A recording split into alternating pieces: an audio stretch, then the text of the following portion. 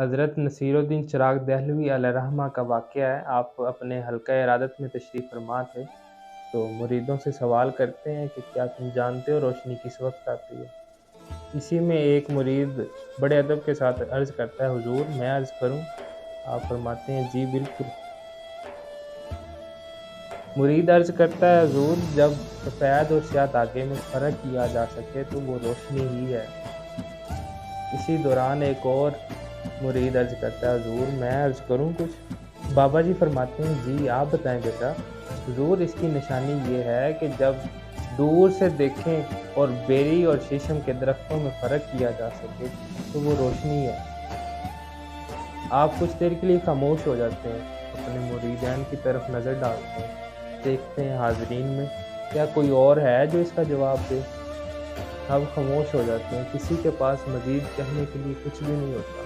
حضرت نصیرالدین چراغ دہلوی علیہ رحمہ اپنے مریدین کے حلقے میں ارشاد فرماتے ہیں کہ اصل میں روشنی یہ ہے کہ جب تم کسی ضرورت مند کا چہرہ دیکھو اور تم جان لو کہ یہ ضرورت مند ہے تو یہی روشنی ہے۔ روشنی آ چکی، اسی کا نام روشنی۔ اللہ کریم ہمیں ایسی روشنی سے منور فرمائے، اللہ کریم ہمارے دلوں کو اس سے روشن فرمائے تاکہ ہم رسول اللہ کی دکھیاری امت کی مدد کر سکیں۔